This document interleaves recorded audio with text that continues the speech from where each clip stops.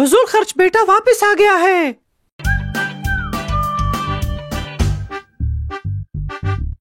Hello دوستو، میرا نام ہے ڈگلس اور آج میں محبت کے بارے میں اپنی بات کو جاری رکھوں گا، اور ہم پہلے کرنتھیوں کے باب 13 کے بارے میں بات کر رہے ہیں۔ یہ کہتا ہے کہ محبت کیا ہے اور کیا نہیں، اور پچھلی بار ہم نے سیکھا یہ کیسے کہتا ہے کہ محبت برائی میں خوش نہیں ہوتی، یہ برائی کو نہیں مناتی، اس کی خوشی نہیں مناتی، ٹھیک ہے؟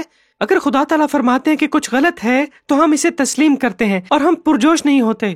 وہ آیت کہتی ہے کہ محبت بدکاری سے خوش نہیں ہوتی بلکہ راستے سے خوش ہوتی ہے، اور آج ہم اسی بارے میں بات کرنے جا رہے ہیں۔ ہمیں سچ کا جشن منانا چاہیے، اور میں سوچتا ہوں بعض اوقات لوگ وہ چیزیں کرتے ہیں جو وہ کہتے ہیں کہ سچائی میں خوشی منانا یا سچائی کے ساتھ خوشی منانا ہے، لیکن حقیقت میں خدا تعالیٰ ان سے ایسا نہیں چاہتا۔ اور کتاب مقدس میں ایک کہانی ہے جس میں جناب مسیح بتاتے ہیں کہ میں واقعی بہت سی وجوہات کی بنا پر محبت کرتا ہوں، اور میں سمجھتا ہوں کہ اس کا تعلق اس حوالے سے ہے جہاں یہ کہتا ہے کہ محبت بدکاری سے خوش نہیں ہوتی بلکہ راستے سے خوش ہوتی ہے۔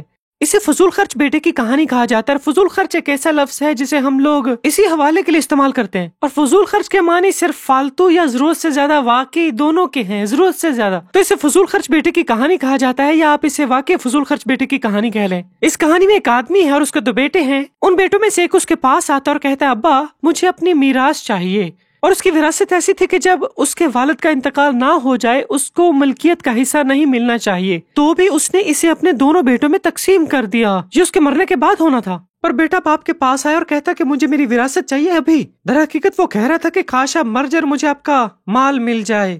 میں سوچتا ہوں کہ اگر میں وہ باپ ہوتا اور میرا بیٹا میرے پاس آ کے یہ کہتا تو شاید میں یہ کہتا کہ یہاں سے بھاگ نکلو۔ مجھے بہت زیادہ غصہ آتا اس پر، شاید مجھے نہیں لگتا کہ یہ باپ بھی خوش ہوا ہوگا، مگر اس نے بیٹے کو اس کی وراثت دے دی۔ اور میرے خیال میں سب سے زیادہ مشکل چیز یہ ہے کہ آپ لوگوں کو اپنے ساتھ غلط کرنے دیں۔ یہ واقعی مشکل ہے، بہت زیادہ مشکل ہے۔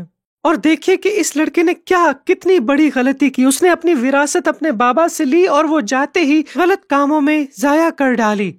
اس نے یہ سب بکواسیات پر خرچ کر دی، ان چیزوں پر جن پر نہیں کرنی چاہیے تھی، اور سارا پیسہ ضائع ہو گیا۔ جو بنانے میں اس کے باپ کو پوری زندگی لگی، اس بیٹے نے وہ فوراً ہی ضائع کر ڈالا، اور اس کے پاس کچھ نہیں بچا تھا، پر اسے گزر بسر کرنا تھا، تو وہ گیا اور اس نے نعوذ باللہ خنزیروں کی دیکھ بھال کا کام کرنا شروع کر دیا۔ یعنی وہ خنزیروں کو کھانا کھلاتا۔ آپ جانتے ہیں خنزیر کتنی گندگی کھاتے ہیں، اور وہ بہت بھوکا تھا، تو اس کا وہ کھانے کو دل کیا جو کہ وہ جانور کھا رہے تھے۔ اور مجھے لگتا ہے کہ کہانی کے اس حصے میں ہم ایک طرح سے کھو جاتے ہیں، کیونکہ خنزیر ایک لحاظ سے گندے ہوتے ہیں، وہ کیچڑ وغیرہ میں رہتے ہیں، لیکن شاید ہمارے لیے وہ اتنے گندے نہ ہوں۔ لیکن سامعین کے لیے جن سے جناب مسیح بات کر رہے تھے، یعنی بنی اسرائیل اور یہودیوں کے لیے یہ بہت زیادہ غلیظ بات تھی، کیونکہ خدا تعالیٰ نے بنی اسرائیل کو خنزیر کھانے سے منع کیا تھا۔ سور نہ کھائے، انہیں ہاتھ نہ لگائیں، یہ ایک ناپاک جانور تھا، اور یہ ناپاکی صرف گندگی کی وجہ سے نہیں تھی، یہ رسمی طور پر ناپاک تھا۔ تو وہ بیٹا خنزیروں کے ساتھ بیٹھا اور سوچتا ہے میرے باپ کے نوکروں کے پاس بھی کم از کم کھانے کے لیے تو کچھ ہوگا، مجھے اپنے باپ کے پاس واپس جانا چاہیے اور ان سے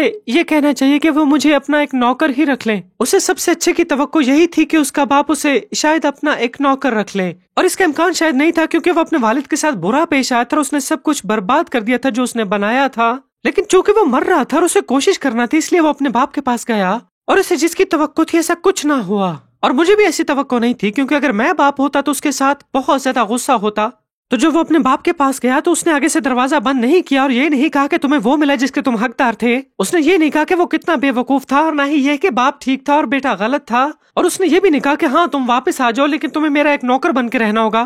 اس نے ایسا بھی بالکل نہیں کیا۔ اس کی بجائے جب باپ نے اسے دور سے دیکھا تو بھاگ کر اس کی طرف گیا اور اس کو بڑے زور سے گلے لگا لیا، اور وہ بہت بہت بہت زیادہ خوش تھا کہ اس کا بیٹا واپس آ گیا۔ اتنی خوشی ہوئی کہ اس نے اسے بہترین لباس پہنایا، اس کے لیے دعوت رکھی جس میں بہت سے کھانے تھے۔ وہ بہت زیادہ خوش تھا، حد سے زیادہ خوش، اور اس نے یہ جشن اس لیے منایا کہ اس کا بیٹا جو ناراض ہو کر چلا گیا تھا لوٹ آیا ہے۔ اس کہانی میں باپ نمائندگی کرتا ہے خدا تعالیٰ کی، جیسا کہ خدا ہمارے ساتھ ہیں۔ چاہے ہم خدا تعالیٰ کے خلاف گناہ کریں تو بھی وہ ہم سے محبت کرتا ہے، اگر ہم اس کی طرف لوٹیں تو وہ جشن مناتا ہے۔ لیکن دوستو، ہم بحیثیت انسان جب لوگ ایسا کام کرتے ہیں جو غلط ہے اور ہمیں پسند نہیں ہے، اور ساتھیوں کے دباؤ کو تسلیم کرتے ہیں اور اس غلط کام میں ان کے ساتھ خوشی مناتے ہیں، اس چیز کو مناتے ہیں جسے خدا تعالیٰ فرماتے ہیں کہ گناہ ہے، تو ہم صرف وہ گناہ نہیں مناتے، اس گناہ کے بدلے ہم واقعی بہت تلخ ہو سکتے ہیں۔ ٹھیک ہے، جیسے میں نے پچھلی بار بتایا کہ میرا کزن اب ہم سے بات نہیں کرتا، اس نے خاندان سے رشتہ توڑ لیا کیونکہ اس نے کچھ ایسا چننے کا انتخاب کیا جو کہ ہم جانتے کہ خدا تعالیٰ فرماتا ہے غلط ہے۔ تو اس چیز کے بارے میں ہم نے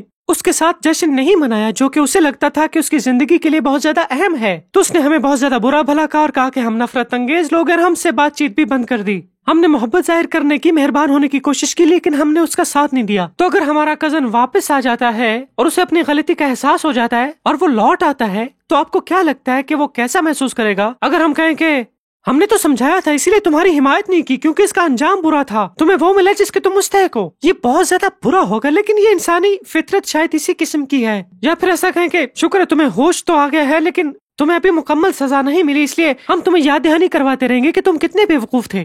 آپ جانتے ہیں فضول خرچ بیٹے کی کہانی میں ایک اور کردار ہے جو کہ اس کا دوسرا بھائی ہے، جس نے اپنے باپ سے میراث نہیں لی تھی اور اس سے بہت غصہ آ رہا تھا۔ جب باپ بہت پرجوش تھا کہ وہ بیٹا جو چلا گیا تھا واپس لوٹ آیا ہے، وہ بیٹا جو نہیں گیا تھا آگ بگولا تھا، بہت غصہ تھا وہ۔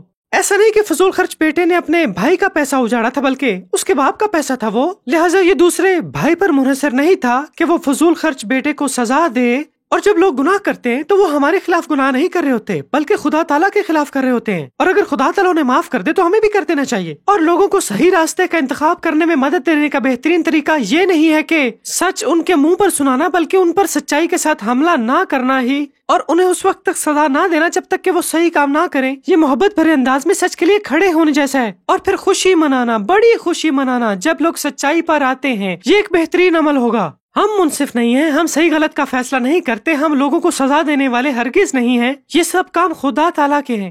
خدا تعالیٰ ہم سے یہ فرماتا ہے کہ بدکاری سے خوش نہ ہوں بلکہ نیکی پر خوش ہوں، اور پھر نیکی کی خوشی بعض اوقات لوگ اسے لیتے ہیں اور اسے اس طرح سے سمجھتے ہیں کہ میں سچائی پر خوشی منا رہا ہوں کیونکہ میں جھوٹوں پر حملہ کر رہا ہوں، یہ جیسے میں غلط لوگوں کا مذاق اڑا کر درست سمت میں کھڑا ہوں، اس طرح سے۔